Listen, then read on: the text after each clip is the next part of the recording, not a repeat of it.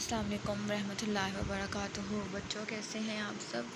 آج ہم لوگوں نے پڑھنا ہے اسلامی اخوت۔ اسلامی اخوت کا کیا مطلب ہوتا ہے؟ اخوت سے مراد ہوتا ہے بھائی چارہ۔ بھائی چارہ مطلب مل کے رہنا، ایک دوسرے کی مدد کرنا، آپس میں محبت کے ساتھ رہنا اور نفرت کو دور رکھنا اپنے رشتوں سے، اپنے دوستوں سے، سب سے۔ ٹھیک ہے، چلیں ہم لوگ اس کی ریڈنگ سٹارٹ کرتے ہیں۔ اخوت کا مطلب ہے بھائی چارہ۔ اسلامی اخوت سے مراد ہے کہ سب مسلمان آپس میں بھائی بھائی ہیں۔ قرآن مجید نے ایمان والوں کو ایک دوسرے کا بھائی قرار دیا ہے۔ ارشاد ربانی ہے۔ ترجمہ: بے شک سب اہل ایمان تو آپس میں بھائی بھائی ہیں، مطلب تمام مسلمان آپس میں بھائی بھائی ہیں، بھائیوں کی طرح ہیں ہم سب۔ جو شخص بھی کلمہ طیبہ کا اقرار کر لیتا ہے وہ امت مسلمہ کا حصہ بن جاتا ہے۔ اس کلمے کی بنیاد پر دنیا بھر کے مسلمان، خواہ وہ دنیا کے کسی بھی حصے میں ہوں، کسی بھی رنگ اور نسل سے تعلق رکھتے ہوں، کسی بھی زبان بولتے ہوں، کوئی بھی زبان بولتے ہیں، اور آپس میں بھائی بھائی ہیں۔ نبی اکرم صلی اللہ علیہ وسلم نے اخوت کے بارے میں ارشاد فرمایا۔ ترجمہ: مسلمان دوسرے مسلمان کا بھائی ہے۔ اسلام کی آمد سے پہلے عرب غیر مہذب قوم تھی۔ وہ قبائل میں بٹے ہوئے تھے، چھوٹی چھوٹی باتوں پر ایک دوسرے سے لڑتے تھے۔ جب مہاجرین مدینہ منورہ پہنچے تو نبی اکرم صلی اللہ علیہ وسلم نے انصار کو ان کا بھائی بنا دیا۔ یہ بھائی چارے کا ایسا شاندار نمونہ ہے جس کو پوری دنیا تا قیامت مثال پیش نہیں کر سکتی۔ دراصل انصار اور مہاجرین کے درمیان یہ کلمے کا ہی رشتہ تھا جس کے باعث یہ سب کچھ ممکن ہوا۔ نبی اکرم صلی اللہ علیہ وآلہ وسلم نے مسلمانوں کو اس موقع پر اخوت کے لیے ایک ایسے رشتے سے باندھ دیا کہ مسلمان ہمیشہ کے لیے ایک دوسرے کے بھائی بن گئے۔ اخوت کی بنیاد ایمان اور اسلام ہے، یعنی سب کا ایک رب، ایک رسول، ایک کتاب، ایک قبلہ اور ایک دین ہے۔ اسلام نے رنگ، نسل، ملک و قوم اور زبان کے فرق کو مٹا دیا۔ غلام آزاد ہو گئے اور انہیں وہ مقام و مرتبہ ملا کہ حضرت بلال رضی اللہ عنہ کو میرا آقا اور میرا سردار کہا گیا۔ اسلامی اخوت کا تقاضا ہے کہ ایک مسلمان دوسرے مسلمان کی جان، مال اور عزت اور آبرو کی حفاظت کرے، اپنے بھائی کی ضرورت کا خیال رکھے، ہر ممکن طریقے سے اس کی مدد کرے۔ نیکسٹ پیج اوپن کریں۔ اسلامی عبادات بھی رشتہ اخوت کو مزید مضبوط کرتی ہے۔ نماز باجبال میں ہر روز مسلمان 5 مرتبہ مسجد میں جمع ہوتے ہیں۔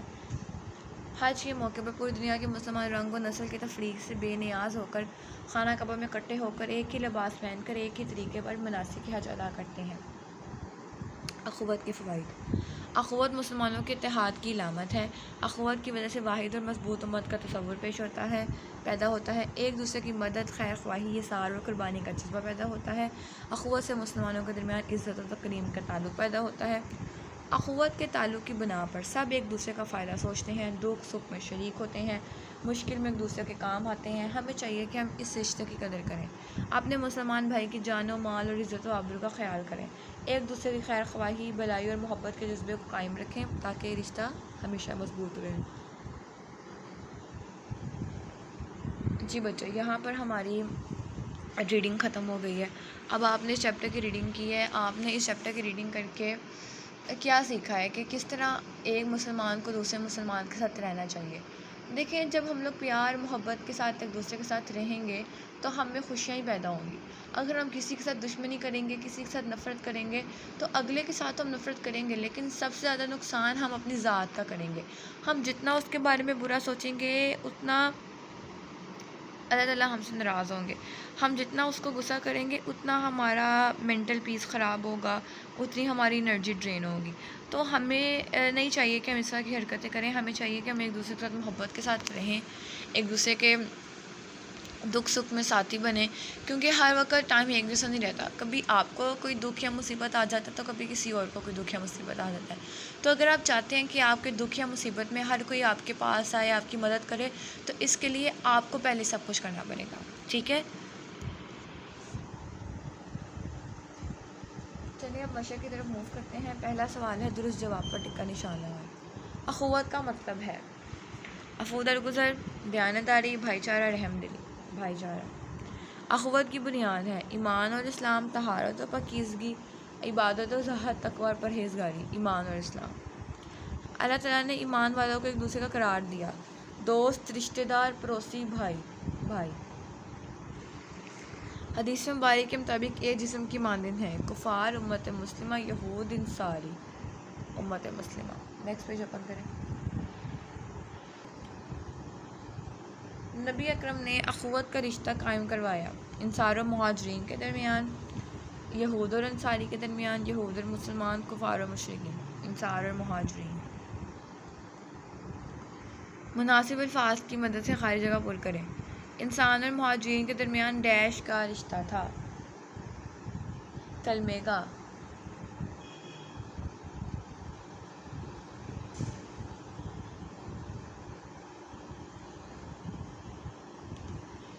اسلام نے رنگ، نسل، ملک و قوم اور زبان کے ڈیش کو مٹا دیا۔ فرق۔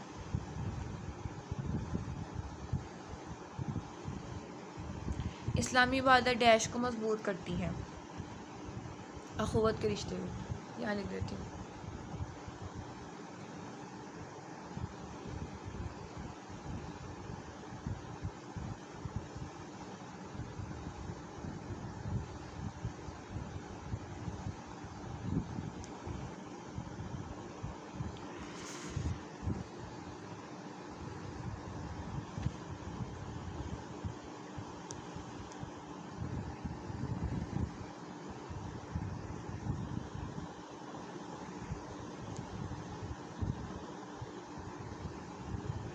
تھوڑا سائڈ پہ کر کے لکھ دیتی ہوں تاکہ آپ کو نظر آ جائے۔ وہاں پہ میں نے لکھا تھا تو وہ آپ کے ٹیکسٹ میں چلا گیا تھا۔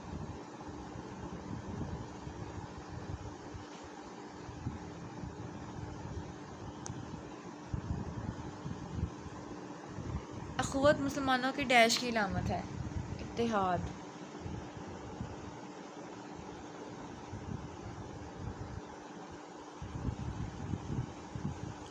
اخوت سے معاشرے میں ڈیش کا ماحول پیدا ہوتا ہے، محبت اور اتفاق۔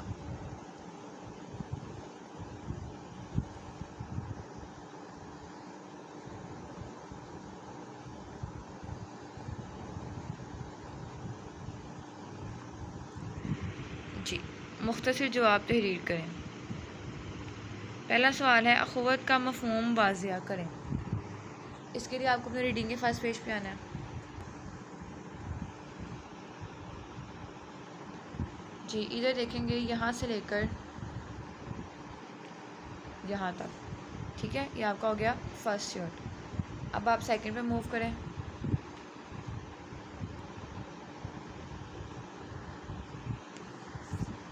اخوت کے متعلق ایک آیت کا ترجمہ لکھیں۔ فرسٹ پیج اوپن کریں۔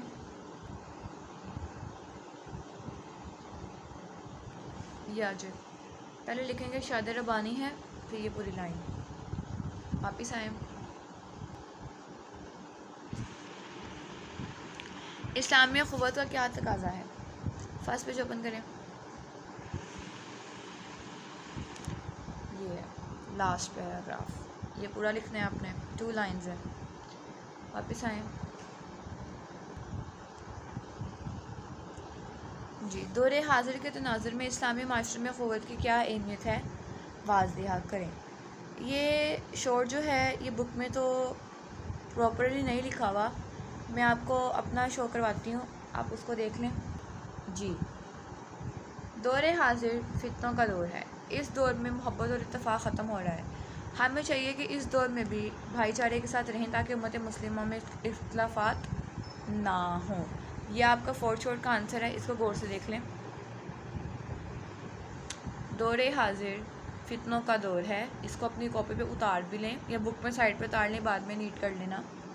دور حاضر فتنوں کا دور ہے، اس دور میں محبت اور اتفاق ختم ہو رہا ہے۔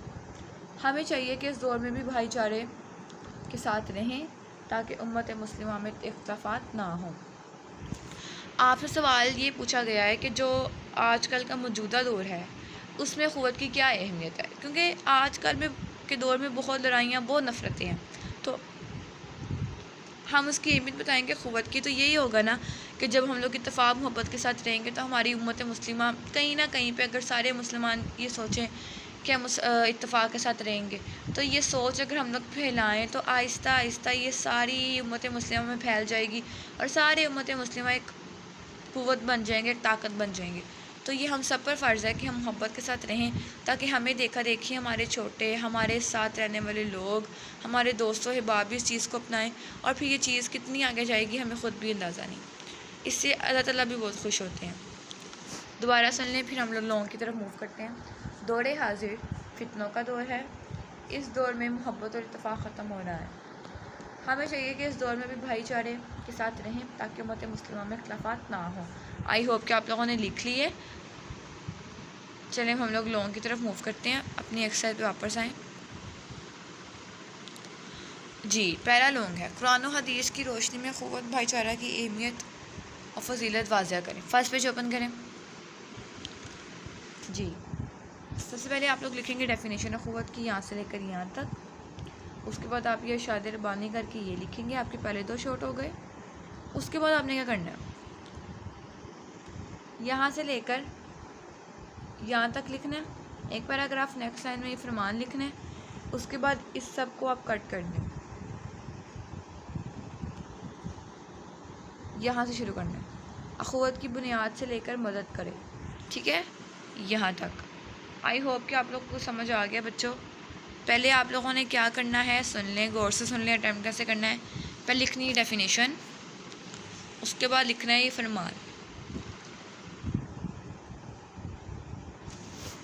پھر لکھنا ہے نیکسٹ پیراگراف، یہ سارا، پھر آتا ہے یہ فرمان، پھر لکھنا ہے یہ سارا پیراگراف، اس کو اگنور کریں، یہاں سے شروع کرنا ہے، اخوت کی بنیاد سے اینڈ تک لکھنا ہے۔ یہ آپ کا فرسٹ لانگ ہو گیا، ٹھیک ہے۔ سیکنڈ پہ موو کریں، اخوت کے فوائد بیان کریں۔ فرسٹ پیج اوپن کریں۔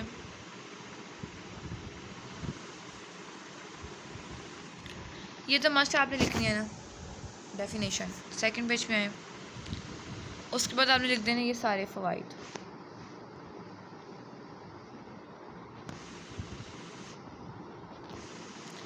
یہاں سے شروع کرنا ہے، یہاں تک، ٹھیک ہے۔ آئی ہوپ بچوں ایکسرسائز سولو ہو گئی ہے۔ اب میں آپ کو امپورٹنٹ لانگ اور شارٹ بتا دیتی ہوں، آپ اس پہ نشان لگا لیں۔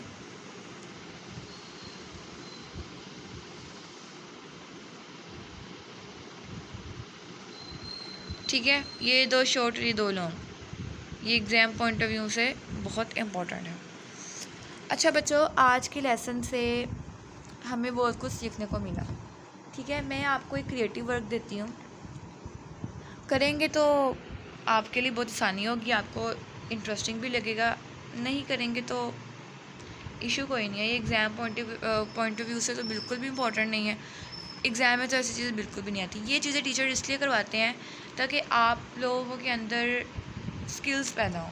تو آج کا جو کریٹیو ٹاسک ہے وہ یہ ہے کہ آپ نے اپنے ارد گرد کے لوگوں کی لڑائیوں کو دیکھنا ہے اور ذاتی طور پہ سوچنا ہے کہ ان کو حل ہم کس طریقے سے کر سکتے ہیں، ٹھیک ہے۔ اگر آپ کے 2 دوست، آپ کے 2 بہن بھائی آپس میں ناراض ہیں یا ان کی لڑائی ہوئی ہے، تو آپ ان کی لڑائی کو دیکھیں کہ ان کی لڑائی کیوں ہوئی ہے، ان کی لڑائی کا حل سوچیں اور انہیں بتائیں، ٹھیک ہے۔ اور اگر آپ کو لگتا ہے کہ شاید آپ کے ارد گرد میں، آپ کے اسکول میں، آپ کے گھر میں، آپ کے محلے میں لوگ لڑے ہوئے ہیں، تو آپ ان کی لڑائی کا حل سوچیں۔ اگر آپ ان سے شیئر کرنا چاہتے ہیں تو کریں، اگر آپ نہیں کرنا چاہتے تو کوئی ایشو نہیں ہے، لیکن آپ سوچیں ضرور۔ اس طرح یہ ہوگا کہ اگر آئندہ آنے والی زندگی میں آپ کی کسی کے ساتھ لڑائی ہوگی تو آپ کی یہ عادت نہیں ہوگی کہ آپ لڑائی کر کے سائڈ پہ ہو جائیں، آپ کی عادت ہوگی آپ لڑائی کا حل سوچیں گے، اور جب آپ حل سوچیں گے تو پھر آپ اس پہ اوبویسلی عمل کریں گے، ٹھیک ہے۔ آئی ہوپ آپ کو ٹیچر کی ہر بات سمجھ آ گئی ہے۔ آپ لوگوں نے ہر چیز کو دھیان سے سننا ہے، ہر کام دھیان سے کرنا ہے، اور آپ نے لوگوں نے اپنا دھیان بھی رکھنا ہے، ٹھیک ہے۔ آپ سب اپنا خیال رکھیں، اللہ حافظ۔